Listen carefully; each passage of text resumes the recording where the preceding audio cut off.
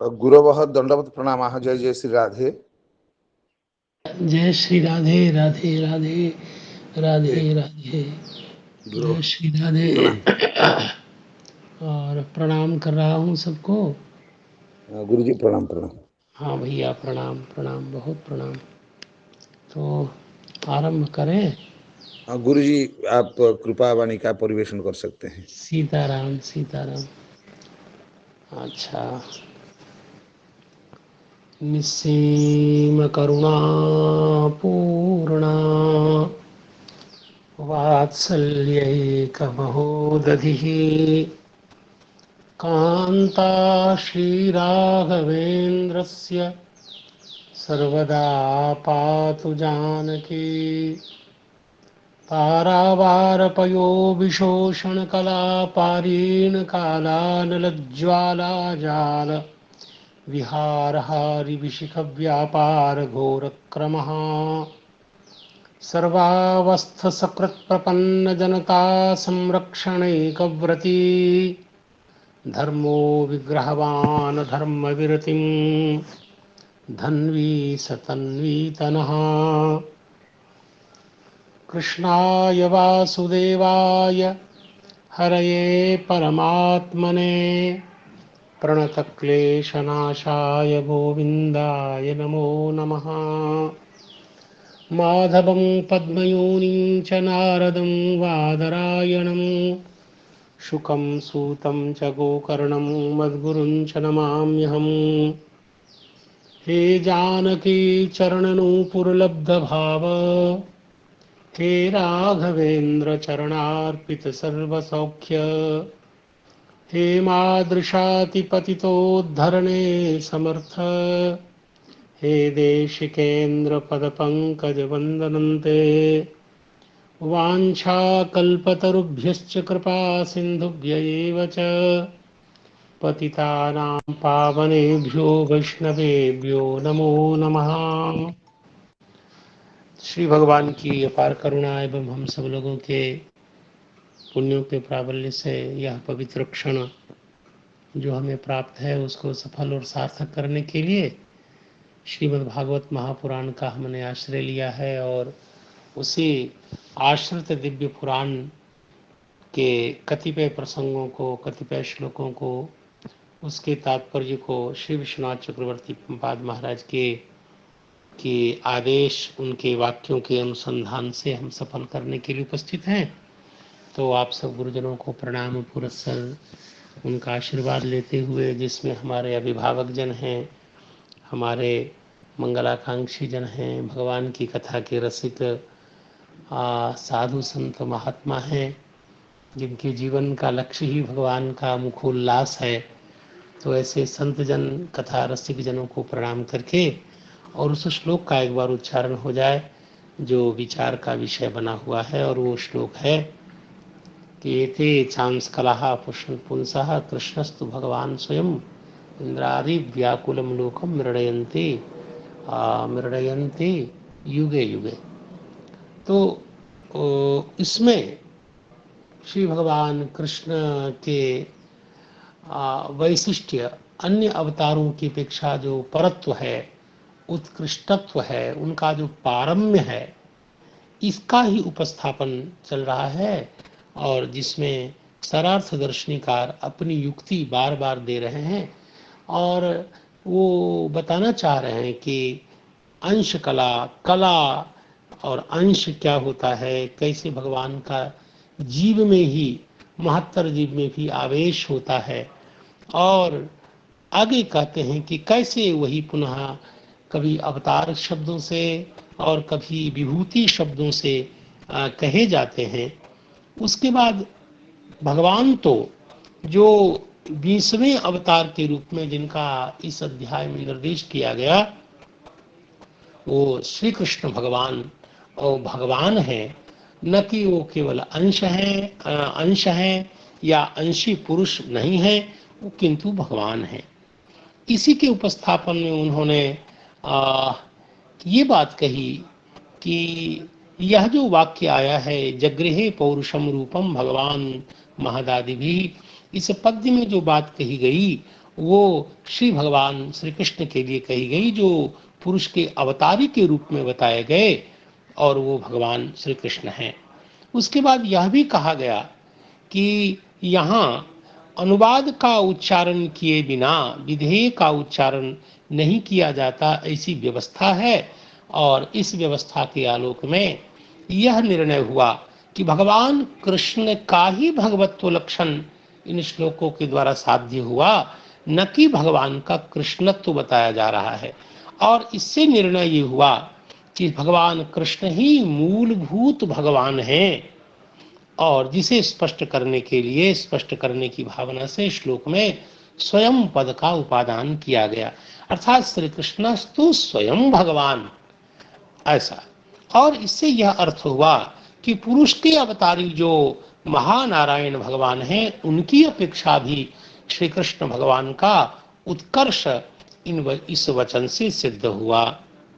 उसके बाद उन्होंने अपने इस कथ्य को श्रुति के द्वारा, छांदोग्य श्रुति के द्वारा सिद्ध किया, और वह श्रुति ज्यायांश पुरुष सर्वम खल्विदम ब्रह्म यत् प्राणाः आदित्य इत्यादि से लेकर के, यहाँ से आरंभ होकर के, यहाँ से ऐसा कह के, और इस वचन का उपसंहार वहाँ तक मिलता है कृष्णाय देवकी पुत्राय, अर्थात एतत् सकल गुण विशिष्ट पुरुष की अपेक्षा भी, परम पुरुष की अपेक्षा भी सर्वोत्कृष्ट भगवान कृष्ण हैं, इस अर्थ की उपस्थापना हुई। और जिसके द्वारा पुरुष आदि से अत्यंत विलक्षण, सबसे श्रेष्ठ देवकी पुत्र हैं, यह अर्थ ज्ञात हुआ। इस वचन से ऐसा अर्थ समझना चाहिए, ये सब कहा गया। इसके बाद उनका जो परात्परत्व होने के बाद भी, पारम्य के बाद भी, उनको अवतारत या जो अवतारों के मध्य में जो उनकी गणना की गई, उसमें अनेक कारण बताए गए, और जिसमें ये कहा गया कि भूलोकस्थ मथुरादि धाम का के विलासी होने के कारण, नरवत लीला होने के कारण, पांच प्रापंचिक लोकों में उन करुणा का आधिक्य होने के कारण उनका आविर्भाव और तिरुभाव देखा जाता है। तो इन सब हेतुओं से अवतार की श्रृंखला में उनके नाम का उल्लेख हुआ है, अन्यथा स्वरूपतः तो वो महानारायण की अपेक्षा भी उत्कृष्ट हैं, ये बताया गया। और इसके बाद गोपाल तापनी श्रुति को उपस्थापन करते हुए ये बताया गया कि जब श्री ब्रह्मा जी महाराज ने जब भगवान नारायण से पूछा कि भगवान आप हमें बताइए यदि प्रसन्न है तो, कि अवतारों के मध्य में सबसे श्रेष्ठ अवतार कौन होने वाले हैं, और जिनसे पूरा लोक संतुष्ट होता है, सब देवता तुष्ट होते हैं, और जिनका स्मरण करके जीव मुक्त हो जाता है, अर्थात इस संसार से पार हो जाता है। तो वहां भी गोपाल तापनी की श्रुति भी भगवान नंदनंदन को इस रूप में निरूपित करती है। इससे पता लगता है कि भगवान श्री कृष्ण परम हैं, सर्वोत्कृष्ट हैं, महानारायण की अपेक्षा भी उत्कृष्ट हैं। इसके बाद ननु के द्वारा एक प्रश्न उद्भावित किया कि बहुत सारे श्लोकों में भगवान को अंश के रूप में निरूपित किया गया, तो आप ये कैसे कह सकते हैं? बहुत वाक्य अंशत्व प्रतिपादक वाक्य हैं, और यह एक ही वाक्य भगवान को, कृष्णस्तु भगवान स्वयं, यह एक वाक्य इस रूप में भगवान कृष्ण को सर्वोत्कृष्ट परम बता रहा है। तो कैसे एक वाक्य के द्वारा उन सकल विरोधी वाक्यों को का आप अपलाप कर सकते हैं, और एक वाक्य के द्वारा भगवान का पूर्णत्व कैसे व्यवस्थापित हो सकता है, कैसे साधित हो सकता है? तो इस प्रश्न के ऊपर ये कहा गया कि देखिए, यह जो अध्याय है, यह जो तृतीय अध्याय है प्रथम स्कंद का, जिसको जन्म गुह्या अध्याय यह संज्ञा दी गई है, क्योंकि इसकी फलश्रुति कथन काल में इसे जन्म गुह्य पद से निर्दिष्ट किया गया। यह जो अध्याय है, यह सही अर्थ में सभी अवतारों का उपस्थापक वाक्य का संग्रह होने के कारण यह जो अध्याय है, यह सूत्र रूप अध्याय है। अयम अध्याय सूत्रम, इस प्रकार का अन्वय समझना चाहिए। कहा ये इस अध्याय का सूत्र तो आप कैसे कहेंगे? यह जन्म गुह्य अध्याय सूत्र है। कहा क्यों? इसलिए कि सर्व भगवत अवतार वाक्यानाम सूचकत्वात्, ये सकल भगवत अवतार को बताने वाले वाक्यों का सूचक अध्याय है, इसलिए अध्याय सूत्र संघात है ऐसा समझिए। लेकिन सूत्र है, लेकिन यह जो एते चांस कला पुंसः कृष्णस्तु भगवान स्वयं, यह जो वाक्य है, यह जो श्लोक है, ये परिभाषा सूत्र है। और परिभाषा सूत्र होने के कारण यह सूत्र का उपकारक है। सूत्र के तात्पर्य को व्यवस्थित करने वाला, सूत्र में जब असंगत अर्थ की उद्भावना संभावित होती है तो उसकी व्यवस्था देने वाला यह सूत्र है, जिसको हम परिभाषा सूत्र कहते हैं। और परिभाषा सूत्र रूप श्लोक यही है, एते चांस कला पुंसः कृष्णस्तु भगवान स्वयं, यह परिभाषा सूत्र है। सही में जितने भी सूत्र होते हैं, सभी सूत्रों का राजा तो होता है विधि सूत्र, क्योंकि सारे सूत्र, सब प्रकार के सूत्र उसी की सेवा में, उसी के उपकारक होते हैं। इसलिए ये सूत्र रूप है और यह परिभाषा सूत्र उसकी व्यवस्था देने के लिए उसका यथार्थ निर्धारण में उपकारक होता है, लक्ष्य संस्कार करने में उसका सहयोगी होता है। और व्यवस्थापक सूत्र होने के कारण यह जो श्लोक है वो परिभाषा सूत्र है। तत्र यत्र यत्र अवतारा श्रूयन्ते, यह केवल यही की बात नहीं है। श्रीमद् भागवत महापुराण में जहां जहां अवतारों का परिगणन या अवतारों का श्रवण हुआ है, तत्र अन्यान अवतारान, अन्यान का मतलब है अवतारान, जहां वहां उन अवतारों को पुरुषांशत्वेन जानीयात, और पुरुष के अंश के रूप में समझना चाहिए। लेकिन कृष्णम स्वयं भगवत्वेन जानीयात, श्री भगवान को स्वयं भगवान के रूप में जानना चाहिए। और यह बोध कैसे होगा?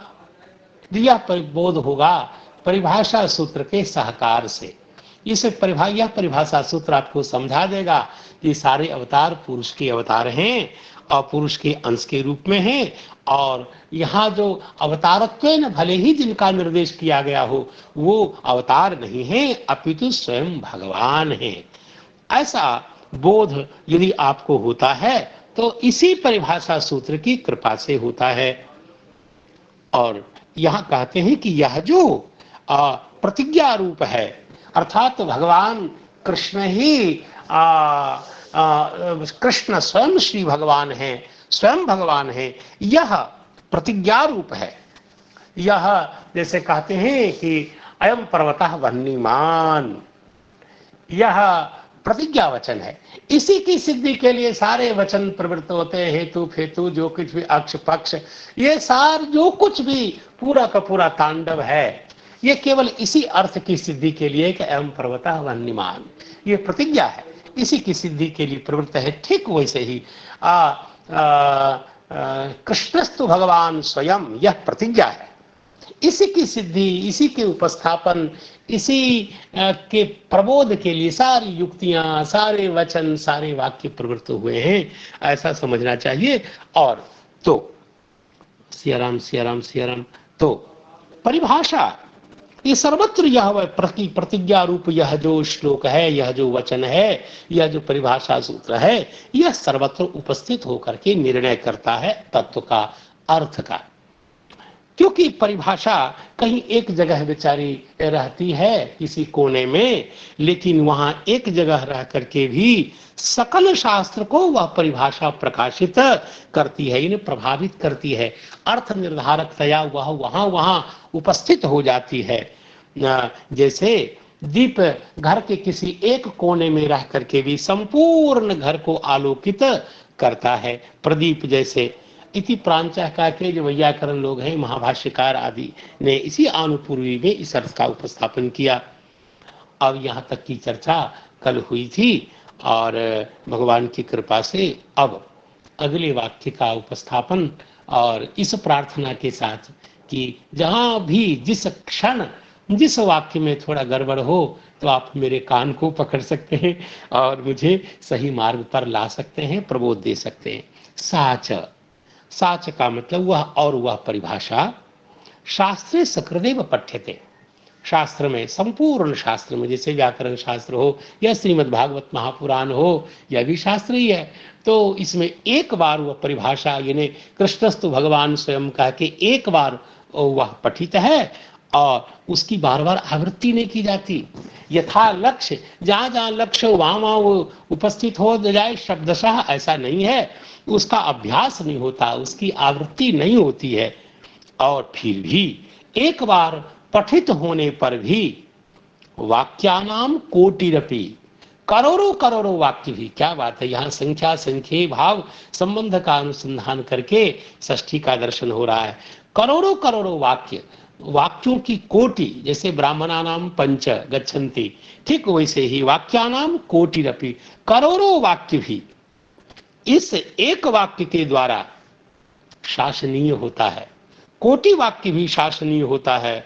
जैसे जैसे एके नापी, एक महाराज चक्रवर्ती कोई होता है, उसके द्वारा पूरी की पूरी पूरा प्रजा संघात, पूरे जनता नाम कोटिरपि, प्रजा लोगों की करोड़ों करोड़ों जनता का शासन एक चक्रवर्ती के द्वारा, वह जनानाम कोटिरपि शासनीया भवति यथा तथैव वाक्यानाम कोटिरपि एकया परिभाषया शासनीया भवति भवेत। यह इसका तात्पर्य ऐसा लगता है उपमा अलंकार की उपमा के द्वारा समझाने के लिए बता रहे हैं। जैसे राजा कहीं कोने में बेचारा अपनी राजधानी में बैठा रहता है, लेकिन अपने प्रभाव से कि पूरी की पूरी प्रजा संघात का शासन जैसे चक्रवर्ती सम्राट करता है, वैसे यह चक्रवर्ती सम्राट के समान यह जो मंगलमय वाक्य है कृष्णस्तु भगवान स्वयं, तो यह शासन करता है और इनके द्वारा शासित होना चाहिए। इसीलिए विरुद्धायमानानाम तेषाम वाक्यानाम, कई कई विरुद्धवत प्रतीत होता है वाक्य, कई भगवान को अंशतया उपस्थापित किया जाता है, कहीं अंश के रूप में उपस्थापित किया गया, कहीं सर्वोत्कृष्ट के रूप में, तो स्वाभाविक है वचन विरुद्ध हो गए। जैसे आप इस उदाहरण को विरुद्ध के लिए देख सकते हैं। जब मुझे तो बहुत अच्छा लगता है जब श्री सियाराम जब श्री धर्मराज महाराज राजसूय यज्ञ करने के लिए उपस्थित हुए, सब जगह दिग्विजय आदि हो गया, और तब हुआ कि भाई अग्र पूजा किसकी हो, सबसे प्रथम पूजा किसकी हो। तो सहदेव महाराज ने वहाँ श्री भगवान के परत्व का प्रतिपादन करते हुए, मुझे सहदेव जी बड़े अच्छे लगते हैं कि उस सभा में भगवान के नाम का उपस्थापन करते हैं सहदेव जी महाराज। लिखा है सदस्याग्रहरणार्हम वे विमृशंत सभासदा, सभा के सारे सभासद निर्णय कर रहे थे कि कौन अग्र पूजा अग्र अर्हणीय हो, ये सब चल रहा था। लेकिन वाह रे सहदेव जी महाराज, सहदेव जी ने कहा नाद्य गच्छन, ये सभासद निर्णय नहीं कर पा रहे थे कि किसकी प्रथम पूजा हो, अग्र पूजा हो, क्योंकि अनेकांत्यात। लेकिन तब सहदेवस्तदा ब्रवीत, सहदेव जी महाराज जो पंचम पांडव हैं, जो एक पांचों पांडवों में पंचम हैं, और तो उन्होंने उठ करके अन्यतम पांडव ने श्री सहदेव जी महाराज ने कहा, अरे क्या बात करते हैं आप लोग, अर्हते यच्युत श्रेष्ठ्यम, भगवान अच्युत को छोड़ करके श्रेष्ठता का अधिकारी कौन हो सकता है, प्रथम पूज्य और कौन हो सकता है, ये भगवान सात्वताम पति ही। वैष्णव अपने परमाश्रित के परम रक्षक भगवान श्री अच्युत को छोड़ करके कौन पूजनीय आदरणीय हो सकता है। वो कहते हैं एष वही देवता सर्वा, क्या बात है, यही सभी देवता हैं। कितना सुंदर श्लोक है। केवल इस श्लोक को समझ ले तो भगवान के प्रेम में पागल हो सकता है आदमी। एष वै देवता सर्वाहा, यही भगवान अच्युत नंदनंदन कृष्णचंद्र द्वारिकाधीश, ये सभी देवता थोक में यही है। यदि सभी देवता को एक साथ कोई पूजा करना चाहे तो केवल इनकी पूजा से सबकी पूजा हो जाती है। नारद जी ने कहा दिया ना, यथा तरोर मूल निषेचनेन, ठीक वैसे ही एष वै देवता सर्वाहा देश काल धनादयः। और श्रुति को एतदात्मविदम सर्वम, यह जो श्रुति है, इस अविकल श्रुति को भगवान बादरायण रख रहे हैं। कभी कभी अनुपूर्वी श्रुति को किंचित अंश में विकल करके पुराण में यत्र तत्र अविकल श्रुति को रख दिया गया। यदा यदात्मकमिदं विश्वम, ये संपूर्ण विश्व यदात्मक है। यह आत्मा, यह यस्य आत्मा यदात्मा, अथवा यश्चासो आत्मा इति यदात्मा, और यदात्मकमिदं विश्वम, अथवा यह आत्मा यस्य, जो भगवान जिसकी आत्मा है। ये हमारे विशिष्टाद्वैत के पक्ष में चला गया, मजा आ गया। यह भगवान आत्मा यस्य, संपूर्ण जगत की आत्मा भगवान है, और इसलिए यदात्मकमिदं विश्वम, ये पूरा का विश्व, पूरा का पूरा विश्व यदात्मक है, यत् स्वरूपक है। और कर्तवश्च यदात्मकः, कर्तव्य भी तत्स्वरूप है और तदर्थ ही है। अग्नि, आहुतियां, मंत्र, सांख्य, योग, ये सब यत्परक हैं। एक एवा द्वितीयोऽसौ, एक एवा द्वितीयम, यह जो श्रुति है, इस श्रुति को अविकल रख रहे हैं सहदेव जी महाराज। कहते हैं एक एवा द्वितीयोऽसौ, यह जो भगवान है वो एक है और अद्वितीय है। एक है, सजातीय विजातीय, स्वगत तो नहीं बोलूंगा, स्वगत भेद शून्यता वैष्णवाचार्यों को मान्य नहीं है। तो लेकिन अब पता नहीं ये यहाँ माधव गौड़ेश्वर परंपरा की क्या व्यवस्था है, मुझे पता नहीं। तो सजातीय विजातीय स्वगत भेद शून्य अद्वैत परंपरा में यह वाक्य अभ्यस्यमान है, बार बार आवृत्त होता है। तो भगवान अद्वितीय है, भगवान के जैसा और कोई नहीं है, और एक तो वो है ही। सजातीय शून्य है और विजातीय शून्य है, ये तो है ही। और ऐसे एतदात्मविदं सर्वम, ये तो अनुपूर्वी श्रुति है, यह संपूर्ण जगत एतदात्मक ही है। और आत्मनात्माश्रयः सभ्याः, यही है सभ्याः, यही भगवान सकल जीवात्मा के आश्रयभूत हैं। और आत्मना, आत्माश्रय, अपने स्वरूप से सबके आश्रय बने हुए हैं। और यही सृजति अवति हंति अजः, जो स्वरूपतः अज हैं।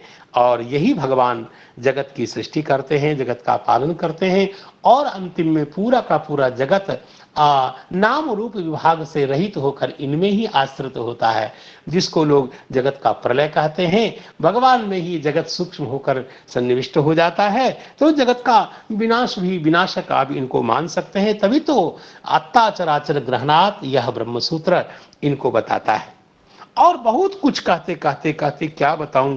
तस्मात् कृष्णाय महते दियताम परमार्हणम, भगवान श्री कृष्ण को ही परम अर्हण दिया जाना चाहिए। और आप लोग, मेरा कथन है कि आप इनका पूजन करिए, इनका वंदन करिए। एवं चेत का, इनकी पूजा करने से सर्वभूतानाम आत्मनश्च अर्हणम भवेत, सकल भूताओं की आत्मा की अर्हा हो जाएगी और उनकी पूजा हो जाएगी। सकल भूतों की आत्मा की पूजा यदि करने की इच्छा हो तो भगवान नंदनंदन द्वारिकाधीश का पूजन आप लोग कीजिए। ऐसा श्री सियाराम सहदेव महाराज ने कहा। यहाँ इस इन वचन से क्या पता लगता है कि श्री भगवान से उत्कृष्ट परम और कोई नहीं है। और तभी तो ऐसा सहदेव महाराज ऐसा कहते हैं। लेकिन वही भगवान, जब वही भगवान श्री सीताराम भूमा पुरुष के पास आए, विप्र बालक को ढूंढते ढूंढते अर्जुन महाराज को साथ लेकर के, और वहां वर्णन आया है बवंद आत्मान अनंतम अच्युतः, श्री भगवान अच्युत ने वंदन किया, भूमा पुरुष को देख करके वंदन किया। जिष्णुश्च, और अर्जुन महाराज ने भी वंदन किया। तद्दर्शन जात साध्वशः तावाह भूमा, और श्री कृष्ण और श्री अर्जुन महाराज को भूमा पुरुष ने कहा, जो परमेष्ठियों के प्रभु हैं। और भगवान और अर्जुन महाराज कैसे उपस्थित हैं वहां, बद्धांजलि, ऐसा विशेषण लिखा। श्री कृष्ण भगवान बद्धांजलि है, अर्जुन महाराज बद्धांजलि हैं। और सस्मितम ऊर्जया गिरा, और तब उन्होंने कहा, ये जो ब्राह्मण बालक हैं, ये आप दोनों के दर्शन की इच्छा से मैंने इनका मया उपनीता, मैंने इनका हरण किया है, आप दोनों के दर्शन की इच्छा से, धर्म की गुप्ति के लिए आप प्रकट हुए हैं। कलावतीर्णौ, क्या बात है, ये संदेह की जगह है। तो कला से आप अवतीर्ण हुए हैं और अवनेह भरासुरान हत्वा, और अवनि के भारभूत असुरों को मार करके और धर्म की गुप्ति के लिए आपका अवतार हुआ। अब यहाँ देखिए, भगवान श्री भूमा पुरुष भूमा महाराज युगल को, श्री कृष्ण और श्री अर्जुन महाराज को कलावतीर्णो स्पष्ट कह रहे हैं और कहते हैं आप दोनों पूर्ण काम हैं। युवाम, आप नर नारायण ऋषि हैं दोनों, और धर्म का जो आचरण करके हैं उनकी स्थापना के लिए धर्मम आचरताम स्थित्यै ऋषभौ लोक संग्रह के लिए लोक संग्रहम आचरताम, आप ऋषभ सर्वश्रेष्ठ हैं इत्यादिष्टौ, ये सब जो लिखा है। तो भगवता इत्यादिष्टौ, ये सब शब्द कैसा है? श्री भगवान भूमा पुरुष ने मानो इन दोनों को आदिष्ट किया है, ये दोनों आदिष्ट हुए। और आदिष्ट होना और आदेश दाता, ये सब कैसा विचित्र भेद को प्रकाशित करता है। इस प्रकार एक जगह भगवान आदिष्ट हो रहे हैं और भगवान भूमा पुरुष उनको आदेश दे रहे हैं और उनको कलावतीर्ण आदि कहा जा रहा है। तो ऐसे विरुद्ध स्थल शास्त्र में उपलब्ध होते हैं, तो ऐसे विरुद्ध स्थल का उद्धार कैसे होगा? इसलिए यहां कह रहे हैं कि तेषाम, यहां बहुत अच्छा है, विरुद्धायमानानां तेषां वाक्यानां एतत् अनुगुणार्थता एव तत्र तत्र व्याख्येया। तो इस वाक्य के अनुगुण होकर के, अनुगुण जो अर्थ है उस अर्थ के अनुगुण होकर के ही वहां जहां जहां संदेह के स्थल हैं, जहां जहां विरुद्ध वाक्यार्थ आपको प्रतीत होते हो, ऐसे स्थल में इसी श्लोक के आलोक में, इसी परिभाषा सूत्र के आलोक में आपको व्यवस्था करनी चाहिए, आपको व्याख्या करनी चाहिए। ऐसा मुझे लगता है। एतत् क्या लिखा है? वाक्यानाम, उन विरुद्धतया प्रतीयमान जो वाक्य हैं, एतद अनुगुणार्थता एवं, इस श्लोक के अनुगुण अर्थता का ही वहां इस रूप में ही व्याख्या, वहां सर्वत्र व्याख्या की जानी चाहिए। वहां उस अर्थता, अनुगुण अर्थता का ही उसे ही व्याख्या का विषय बनाना चाहिए, उसे व्याख्या करनी चाहिए। तो ये यहाँ इन्होंने परिभाषा सूत्र बना करके और संदिग्ध स्थल में इसके आलोक में निर्णय करना चाहिए, ऐसा बताया गया। आगे एक और बात कहते हैं, किंच, किंच कह के किसी अन्य अर्थ युक्ति का प्रदर्शन करते हैं, और जो युक्ति मीमांसा शास्त्र की प्रसिद्ध युक्ति है। जैसे वैयाकरणों में तो पूर्व पर नित्यांतरंगापवादानाम उत्तरोत्तरम बलीयः, यह परिभाषा पूर्व से पर से नित्य, नित्य अंतरंग अपवाद, और अंतिम में अपवाद की सबसे बड़ी बलवत्ता बॉस बना करके, दबंग शास्त्र बना करके वैयाकरणों ने अपवाद को रखा।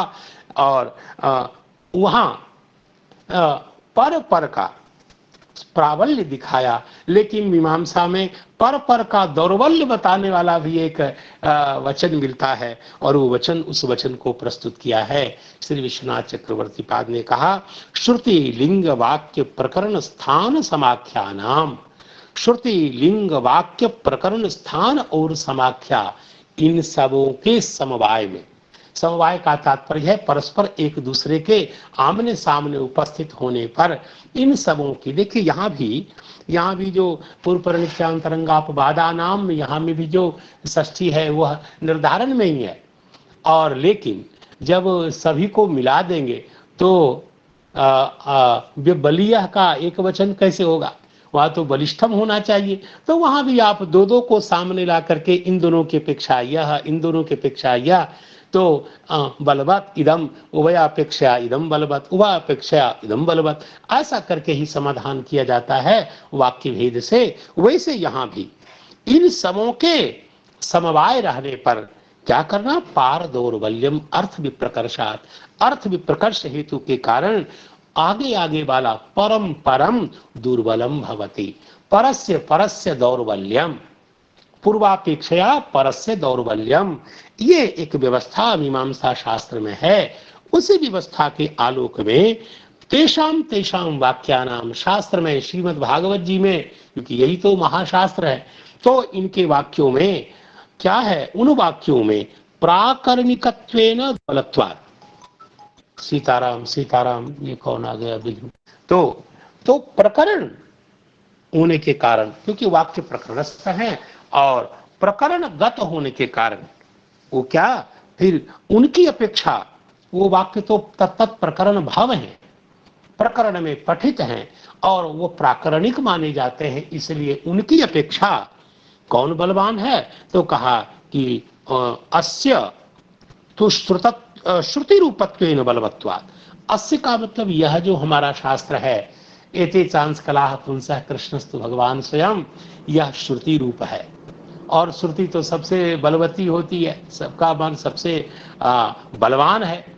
तो श्रुति रूप होने के कारण यह जो वाक्य है, यह जो श्लोकात्मक वाक्य है, एते चांस कलाः पुंसः कृष्णस्तु भगवान स्वयं, यह जो वाक्य है यह श्रुति रूप होने के कारण सबसे बलवान है और इसलिए इसका प्रभाव सर्वातिशायी रहता है और यही सर्वतः मान्य होता है। इसलिए इस आलोक में, इस न्याय से क्या होगा कि तानी एवं उन वाक्यों का ही अर्थांतर करते हुए, अन्य अर्थः अर्थांतरम, अन्य वा अर्थाः अर्थांतरम, और अर्थांतर करके, अर्थांतर होने के कारण उन वाक्यों का उस रूप में अर्थांतरतया संगमन यानी संगति करनी चाहिए। ऐसी संगति करनी चाहिए ताकि उन वाक्यों से यह अर्थ प्रतीत हो कि श्री भगवान का पारम्य अक्षुण्ण है। ये तीचांस कलाः पुंसः कृष्णस्तु भगवान स्वयं, भगवान कृष्ण स्वयं भगवान है। और इस बुद्धि से ही, इस निर्णय से ही उन वाक्यों का अर्थावधारण करके संगति बिठा लेनी चाहिए। ये अर्थ मुझे जो समझ में आया है, थोड़ा इसकी थोड़ी चर्चा कर लें, यद्यपि इसकी कोई आवश्यकता नहीं है। आप देखिए श्रुति किसको कहते हैं, आखिर इस वाक्य को हम श्रुति क्यों माने। तो मीमांसा न्याय प्रकाश हो या अर्थ संग्रह हो, मैं तो कोई मीमांसा का भयंकर और दिग्गज पंडित तो हूं नहीं, लेकिन जो थोड़ा थोड़ा बचपन में जो मैंने थोड़ा बहुत पढ़ा था, और जो पढ़ा तो था और जो समझ में आया था उस समय, और अभी तक जो समझ जीवित है, तदनुसार ऐसा लगता है कि निरपेक्ष रब को श्रुति कहते हैं। और निरपेक्ष रब का क्या तात्पर्य हुआ, श्रुति का अर्थ बताते हुए कहा कि निरपेक्ष जो रब होता है वह श्रुति है। ठीक है भाई, तो उसका तात्पर्य यह है कि जो शब्द इतर की अपेक्षा किए बिना अंगांगी भाव हो या अंगता का बोध करा दे, वह श्रुति है, वह श्रुति है। और यह श्रुति होने के कारण लिंग वाक्य आदि अन्य प्रमाण, इतर प्रमाणों की अपेक्षा ये अंगता का बोधक, अर्थात इनके सहयोग से ही लिंग वाक्य आदि प्रमाण इतर की अपेक्षा रखते हैं। ये जितने दूसरे प्रमाण हैं, लिंग वाक्य स्थान प्रकरण आदि, ये इतर प्रमाण अन्य की अपेक्षा रखते हैं, इसलिए और अपेक्षा रखते हुए ही अंग का बोध करा पाते हैं, इसलिए वे सब दुर्बल होते हैं श्रुति की अपेक्षा। और इससे सिद्ध हुआ कि प्रमाणांतर की अपेक्षा न करने वाला यह जो निरपेक्ष रब है यही श्रुति है और ये सबसे बलवती है। और यहाँ भी ये कैसे, आप देखिए यह श्रुति भी तीन प्रकार की होती है, विधात्री, अभिधात्री और विनियोक्त्री।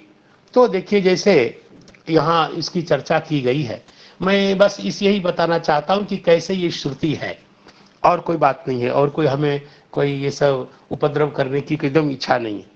यहाँ की कहा गया कि विधात्री लिंगाध्यात्मिका, अर्थात लिंग आदि जो श्रुति है, जैसे यजेत में लिंग का श्रवण हो रहा है, लिंग लकार का, ये त बेचारा चिल्ला चिल्ला के कह रहा कि लिंग के अर्थ में विहित है। तो लिंग आदि जो विधायक प्रत्यय की जो विधात्री है, यह जो श्रुति यह लिंग आदि के द्वारा है, यह विधात्री श्रुति है।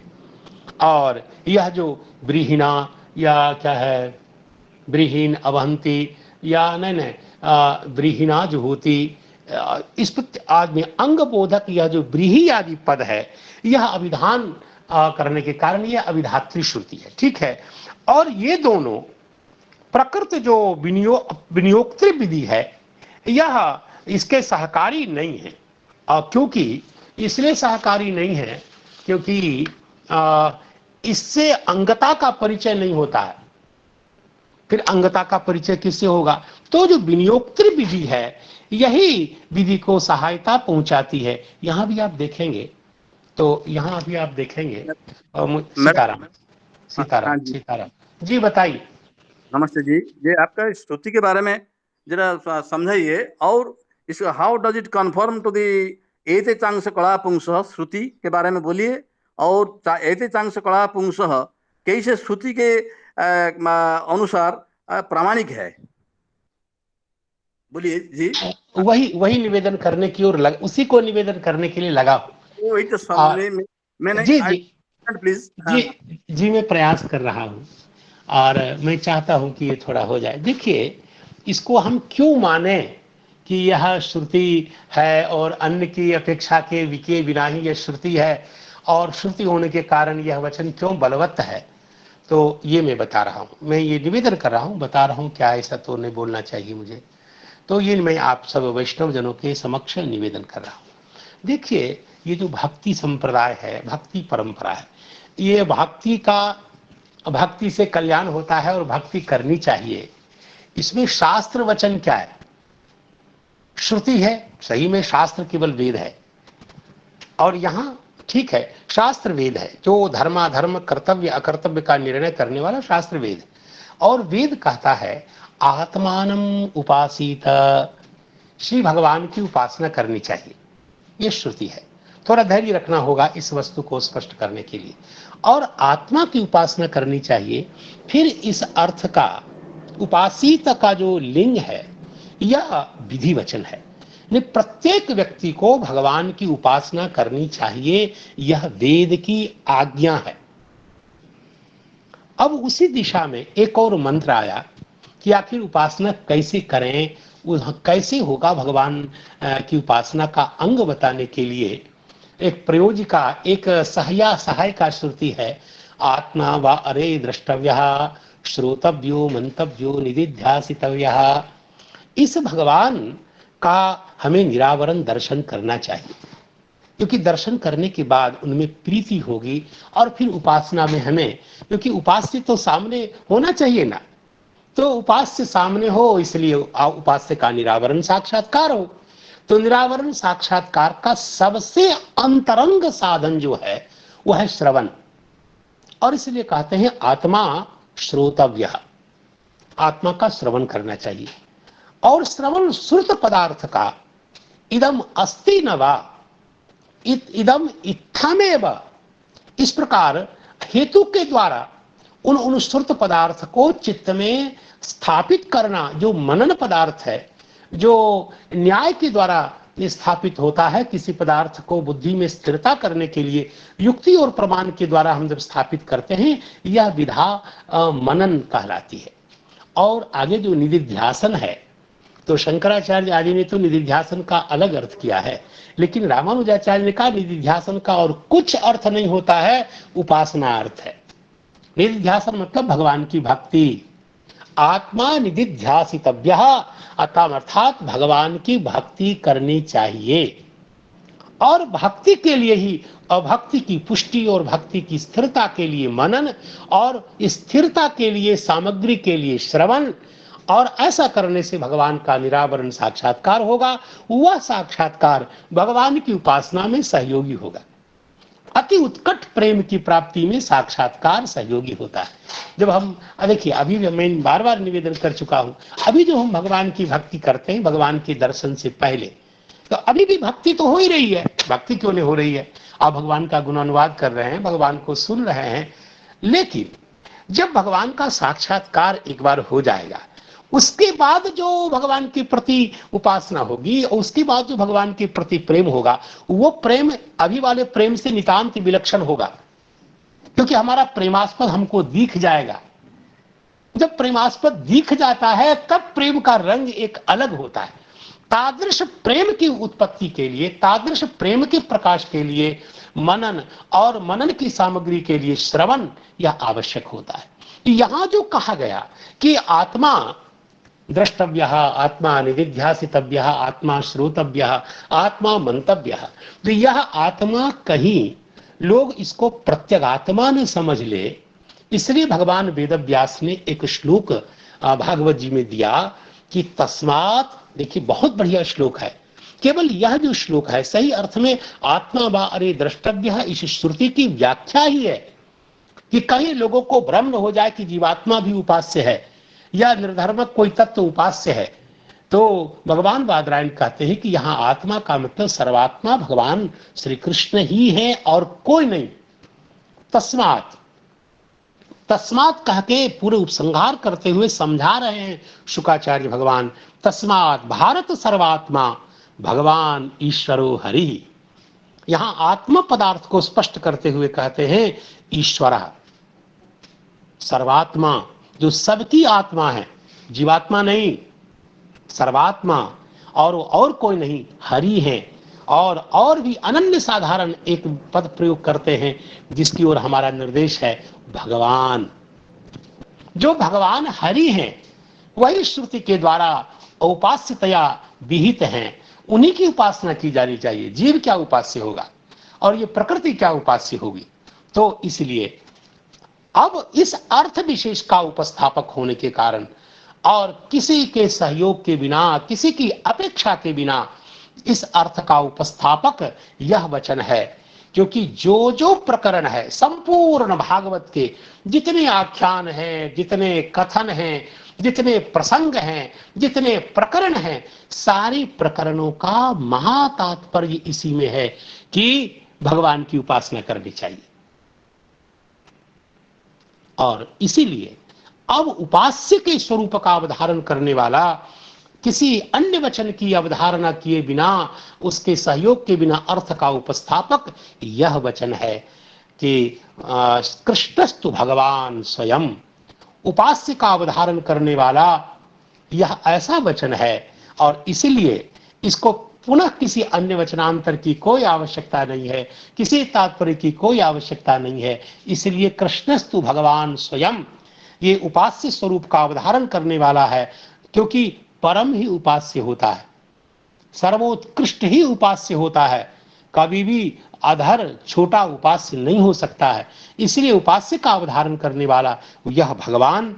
और कौन है भगवान का मतलब सर्वोत्कृष्ट उपास्य कौन है, तो कृष्णस्तु भगवान स्वयं।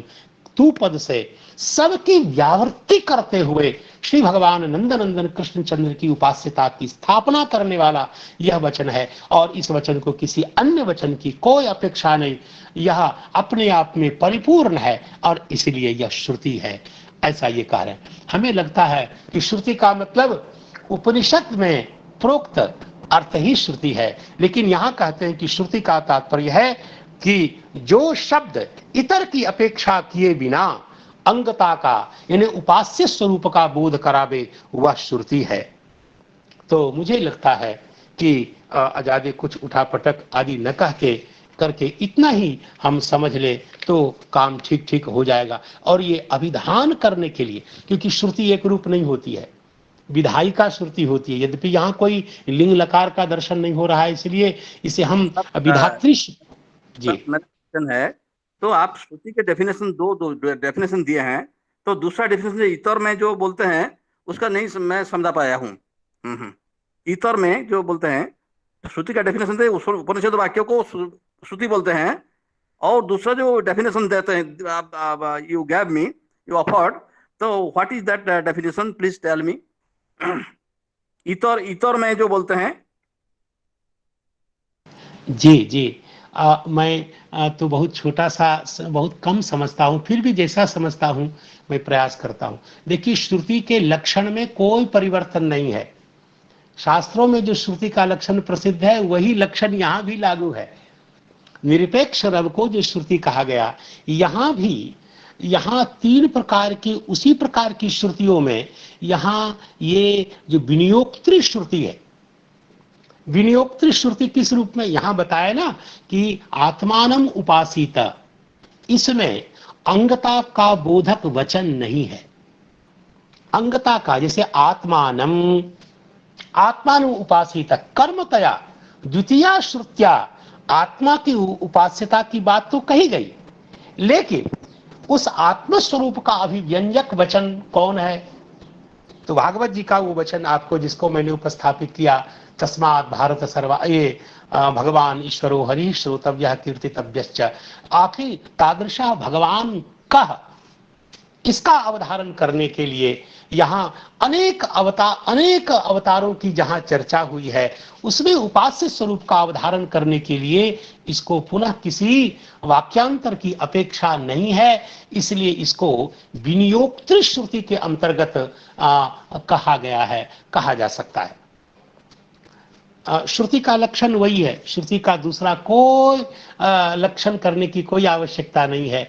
इस वचन को भी भगवान के पारम्य के, क्योंकि परम ही उपास्य होता है, अत्यंत उत्कृष्ट ही उपास्य होता है, जिसे आत्मतया कहा गया, आत्मेति उपगच्छन्ति ग्राहयन्ति च, ये ब्रह्म सूत्र है भगवान बादरायण का। आत्मेति उपगच्छ, आखिर उपास्य को किस पद से कहा गया? तो कहा आत्मेति उपगच्छन्ति ग्राहयन्ति च। विद्वान जो होते हैं अपने उपास्य के रूप में आत्म पद का उपयोग करते हैं और स्वयं भी समझते हैं, और ग्राहयन्ति च, दूसरे को भी इसी शब्द से बताते हैं। तो श्रुति ने बताया। अब आत्म पदार्थ क्या है? आत्म पदार्थ अपने आप में कभी जीवात्मा का कोई बोधक होता है, कभी किसी का बोधक होता है। आत्मा तो कभी मन आदि का भी, शरीर आदि का भी बोधक होता है, क्योंकि वाल्मीकि रामायण में रावण को महात्मा कहा, कुंभकर्ण को महात्मा कहा। तो क्या कुंभकर्ण महात्मा है? वहां आत्मा का अर्थ है शरीर। तो आखिर आत्मान उपासित में आत्म पदार्थ को स्पष्ट करना होगा ना, उसी आत्म पदार्थ को स्पष्ट करने के लिए यह वचन है, और ये वचन है वह आत्मा और कोई नहीं, कृष्णस्तु भगवान स्वयं। भगवत पदवाच्य जो कृष्ण है वही आत्मा है, वही परम है, वही भगवान है। तो इस प्रकार इसको अपने तात्पर्य को प्रकाशित करने के लिए किसी वचन की अपेक्षा नहीं होने के कारण, यह भक्ति में विनियुक्त कर देने वाली, पारम्य का उपस्थापक होने के कारण, पारम्य विधया भगवान की भक्ति में उपासित इस श्रुत्यर्थ को प्रकाशित करने में यह सहयोगी है। इसलिए निरपेक्ष होने के कारण, निरपेक्ष रव होने के कारण विनियोक्तृ श्रुति के अंतर्गत यह है और यह श्रुति है। यदि मैं कुछ नहीं स्पष्ट कर पा रहा हूं तो आचार्य चरण श्री हमारे नरोत्तम जी के चरणों में निवेदन है कि वो इस अर्थ को और बढ़िया से और सही ढंग से प्रकाशित करें। मैं निवेदन करता हूँ। प्रणाम पुरस्सर। महाराज जी प्रणाम सभी को। आपने कितना चिंतन किया है, तो कैसे आप उम्मीद करते हैं कि हम उससे कुछ अच्छा बता पाए। लेकिन मुझे एक बात यह समझ में आ रही है, आप जो श्रुतिलिंग वाक्य प्रकरण ये जो है वचन या सूत्र है, तो आप उसको माने अंगत्व संपादक, अंगत्व में प्रमाण है, आप इस तरह का मतलब उधर खींचना चाहते हैं। लेकिन यहाँ भगवान के स्वरूप की बात कही गई है। यहाँ भगवान को किसी के अंग के आपका कहना सही है कि उपासना में उनका अंगत्व विधान करने के लिए श्रुति को प्रमाण के रूप में इस तरह का आप उपादन करना चाहते हैं। लेकिन मुझे जैसे लग रहा है यहाँ भगवान का जो परात्परत्व वो श्रुति से प्रतिपादित होता है, वो अंग वाली शायद बात नहीं है। लेकिन पंडा बाबू का जो क्वेश्चन है, उनका कहना है, जैसे पंडा बाबू को ऐसा समझना चाहिए हम लोगों को कि यहाँ पर जहाँ कहा गया है कृष्णस्तु भगवान स्वयं, इस वाक्य को समझने के लिए आप इसको बार बार कह रहे हैं और समझा भी रहे हैं, इस बात को समझने के लिए और किसी प्रमाण की आवश्यकता नहीं है। एक तो यह बात है। दूसरी बात है, इस वाक्य के द्वारा क्या कहा जाता है? भगवान का स्वरूप निर्णय किया जाता है। तो इसलिए भगवान के स्वरूप निर्णय में यह वाक्य श्रुति है, अर्थात ये निरपेक्ष रव है, इसको किसी और प्रमाण की आवश्यकता नहीं है। लेकिन जैसे तत्रांशेनावतीर्णस्य इत्यादि वाक्य में जहां भगवान के अंश होने की बात कही गई है, वहां भगवान के स्वरूप निर्णय करने का वो प्रकरण नहीं है। वहां दूसरा प्रकरण है। वहां परीक्षित जी महाराज उनको निवेदन कर रहे हैं कि आप भगवान की कथा सुनाइए। तो उस प्रकरण में भगवान के बारे में जो कुछ भी कहा गया है और यहाँ भगवान के बारे में जो कुछ भी कहा गया है, यहाँ का कहना वहां से बलवत्तर है, क्योंकि श्रुति प्रकरण आदि से बलवत्ती होती है।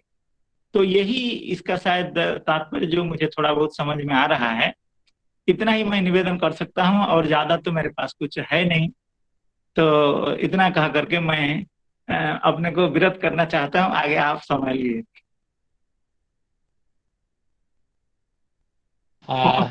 पंडा बाबू कौन बुझिले किछि?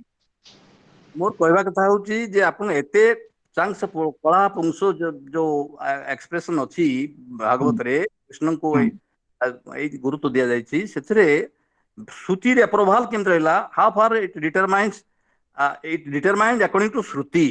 आज्ञा आज्ञा सुनंतु एठी एक्चुअली श्री चक्रवर्ती पा जो श्रुति कहि छथि सेठी श्रुति शब्द अर्थ में जे वैदिक वाक्य सेठी श्रुति शब्द अर्थ होछि गोटे सेंटेंस जते बेले इंडिपेंडेंटली सॉरी जब कोई वाक्य बिना और किसी प्रमाण की सहायता लिए बिना अपना अर्थ को पूरी तरह से प्रकाशित कर सकता है, उस तरह की स्थिति को हम लोग श्रुति कहते हैं।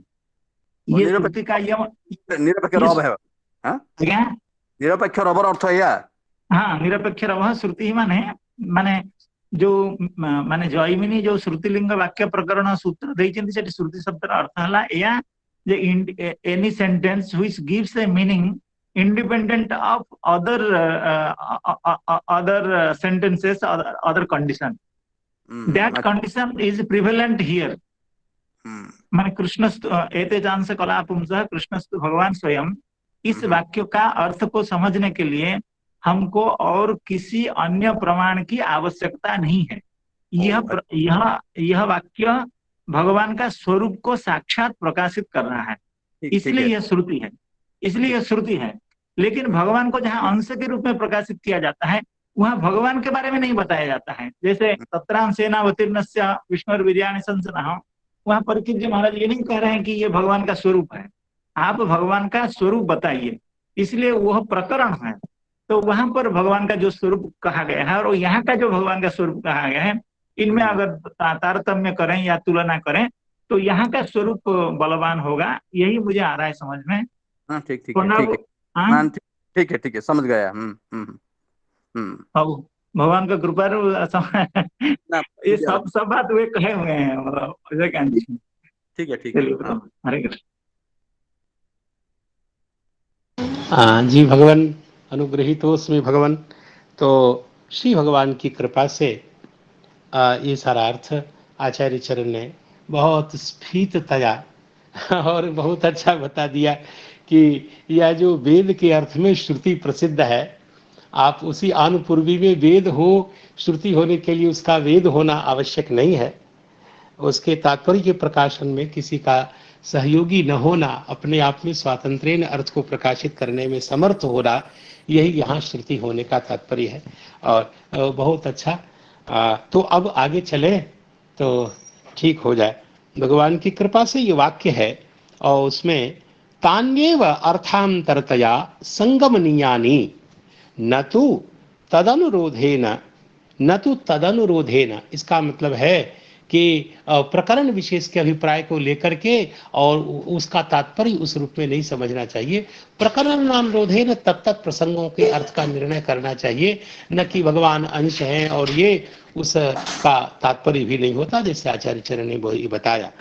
और इत्यतः, और इसीलिए जहाँ जहाँ आवश्यक हुआ, श्रीधर स्वामी जी महाराज ने किया तो श्रीधर स्वामी पादैरपि तत्र तत्र तथैव, तथैव का मतलब है कि प्रकरण के आधार पर जो अपेक्षित अर्थ है उसका प्रकाशन किया, और जब भगवान के पारम्य का प्रतिपादन हुआ तो वहां उस पारम्य के रूप में ही व्याख्यान किया। और इसको, इस अर्थ विशेष को प्रधान मानते हुए श्रीधर स्वामी जी ने तत्र तत्र व्याख्यान किया है और तत्र तथा तत्र तथैव समाहितम, उस रूप में ही वहां समाधान किया। मुझे लगता है इसका पर्याप्त चर्वित चर्वण हो गया। तो अब ननु कह के जिस वाक्यांतर का उपस्थापन हो रहा है प्रश्न का, तो मुझे लगता है कि वो पूरा वाक्य शायद बोल भी नहीं पाएंगे, और फिर भी बोलते हैं। ननु मत्स्य कुर्माद्यवताराणाम कृष्णस्य च द्विभुजत्व चतुर्भुजत्व बालत्व किशोरत्वाद्याकाराणां च सर्वेषां नित्यत्व श्रवणात् अनेकेश्वरत्व प्रसक्ति। और ये कह रहे हैं कि ऐसे हम देखते क्या हैं कि मत्स्य अवतार को भी नित्य बताया गया, कुर्म अवतार को भी, और अन्यान्य जितने अवतार हैं सबको भगवान को और भगवान कृष्ण से च, भगवान कृष्ण के स्वरूप को भी, उनका द्विभुजत्व और किसी भगवान का चतुर्भुजत्व, किसी भगवान का जो बालत्व है, किशोरत्व, भगवान की सकल अवस्था को भी नित्य बताया गया, अलग अलग रूपों को भी, और अलग अलग अवतार के स्वरूपों को भी, चतुर्भुजत्व द्विभुजत्व आदि आकाराकारित इन सब रूपों वाले भगवान को भी कैसा कहा गया? सर्वेषाम नित्यत्व श्रवणात्, तत्र तत्र अवतार के निरूपण के क्रम में उन सभी स्वरूपों को नित्य बताया गया। और नित्य बताए जाने से नित्य का क्या हुआ? तो जिस रूप में जो है अवस्थित, वह रूप उनका नित्य स्वरूप ही है, उसके रूप में परिवर्तन नहीं होता। यद रूपेण यदवस्थितम तद्रूपम न व्यभिचरति तन्नित्यम, तो उस रूप का कभी भी परित्याग नहीं करते, उसी रूप में वो रहते हैं। ऐसी स्थिति में नित्यत्व उन सब रूपों का, द्विभुज द्विभुज रूप, बाल रूप, इसका मतलब बाल रूप वाले कृष्ण अलग है और किशोरावस्था वाले कृष्ण, जबकि बाल रूप स्वरूप भगवान का नित्य है, किशोर रूप किशोरावस्था वाला रूप भी भगवान का नित्य है।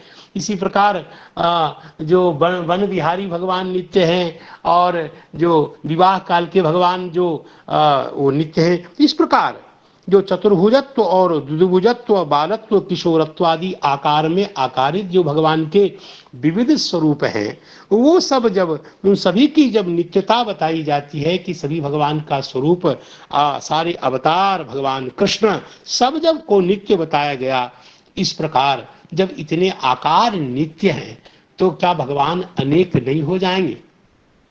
क्या नित्य भी जब नित्य नित्य नित्य सभी रूप जब नित्य है, तो क्या भगवान के सारे रूप नित्य हैं? तो भगवान भी अनेक हो जाएंगे। अनेक रूप जब नित्य होगा तो अनेक रूप धारण करने वाला ईश्वर भी अनेक हो जाएगा।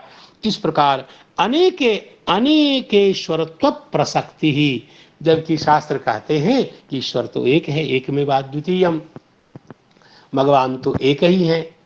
जीव अनेक एक श्रीकंता, जीव अनेक हैं और श्रीकांत भगवान का जो एकत्व है वह तो शास्त्र में प्रसिद्ध है। तो ये तो बहुत बड़ी दिक्कत हो जाएगी। तो इस पर कहते हैं कि मैं एवं, आप ऐसा नहीं कहिए, ऐसा नहीं है, एवं माँ, ऐसा नहीं है। क्योंकि श्रीमद् भागवत जी में ही भगवान की बहुमूर्तिता और एक मूर्तिता, बहुमूर्त्यैक मूर्तिकम, बहुमूर्त्यैक मूर्तिकम एका मूर्ति ही यस्य, एक ही स्वरूप है जिनका, ऐसा भगवान को बताया गया। और उसी भगवान को बहुमूर्ति ही बताया गया। तो इससे बहुमूर्त्यैक मूर्तिकम, बहुत मूर्ति वाला एक मूर्तिक भगवान का निर्देश किया गया इस भागवत के दशम स्कंधीय वचन से। यथा, इस दशमात क्या हुआ? तो यथा एकस्यैव जीवस्य, देखो यद्यपि ये दृष्टांत थोड़ा जीव विषयक दृष्टांत हो गया, लेकिन दृष्टांत तो दृष्टांत ही होता है। इसको दृष्टांत में कोई बात नहीं, दृष्टांत का तात्पर्य होता है कि जो हमको बताना चाहते हैं उसका हम दार्ष्टान्तिक को समझा दे, दृष्टांत का उतना ही तात्पर्य है। इसलिए जीव विषयक दृष्टांत को सुनकर घबराना नहीं चाहिए। यथा एकस्यैव जीवस्य, जो प्रत्यक्ष चेतन तत्व, जो आत्म तत्व है, जीव तत्व है, वह तो एक है। मतलब वो सभी जीवात्मा की बात नहीं, जैसे मैं जीवात्मा हूं, वो एक हूं। अब वही काल भेद के कारण, कभी जब पुरुष बन गया तो पुरुष शरीर को धारण करने के कारण वह पुरुष हो गया, कभी वह स्त्री बना तो स्त्री रूप है। तो जैसे एक ही शुद्ध जीवात्मा काल भेद से, और कभी अल्प शक्तिकत्व, कभी बहुशक्तिकत्व, और इसी प्रकार लिखा है, तो अनंत नश्वर स्वभिन्न विग्रह धारित्वम प्रतीयते।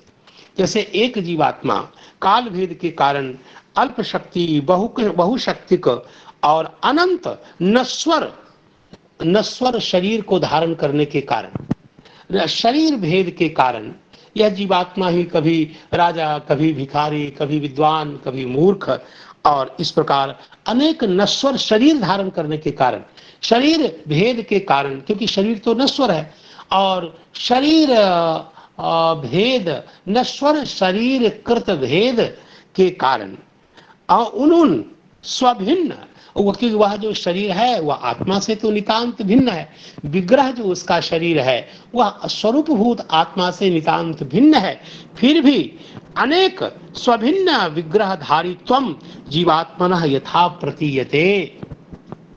एवं फिर से देख लीजिए, एक ही जीवात्मा जिस प्रकार एकस्यैव जीवस्य काल भेद के कारण, जैसे युवावस्था का स्वरूप और बाल्यावस्था का स्वरूप, वृद्धावस्था का स्वरूप, यह जो यद्यपि यह विग्रह का भेद है, जीवात्मा में कोई भेद नहीं है, जीवात्मा तो एक ही है, फिर भी काल भेद के कारण कभी उसमें अल्प शक्तिता, कभी बहुशक्तिता, और इस प्रकार अनंत नश्वर स्वभिन्न विग्रह, आत्मा से भिन्न और नश्वर जो उसका विग्रह शरीर है, इस भेद के कारण इस जीवात्मा में भी तादृश विग्रह धारित्व जीव में है कि नहीं?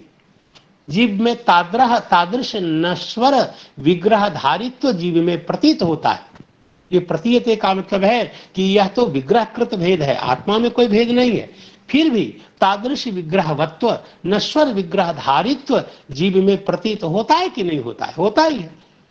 हाँ, तो ठीक उसी प्रकार से ए सीताराम, तो अब तो आगे का वाक्य हम बाद में बनाएंगे। ठीक इसी प्रकार भगवान में भी है, ऐसा कुछ बता रहे हैं, तो कालातिपात हो गया, मेरा ध्यान ही नहीं गया वाक्य को देखने के चलते, इसलिए उस श्लोक का उच्चारण करके और हम निवृत्त हो रहे हैं। एते चांस कलाः पुंसः कृष्णस्तु भगवान स्वयं। भगवान बादरायण के इस वचन का उच्चारण करने के बाद और सकल त्रुटियों के लिए, भ्रम प्रमाद आदि के कारण होने वाले सकल त्रुटियों के लिए श्री भगवान के चरणों में, और मेरी जो परमाराध्या है, जिनकी कृपा से मेरी स्फूर्ति प्रवृत्ति सब है, ऐसी भगवती जगत जननी श्री जगदम्बा जनक नंदिनी को प्रणाम करता हूँ, और भगवान के मंगलमय नाम का उच्चारण हरे कृष्णा कृष्ण कृष्ण हरे हरे, हरे राम राम राम हरे हरे। जय हो श्री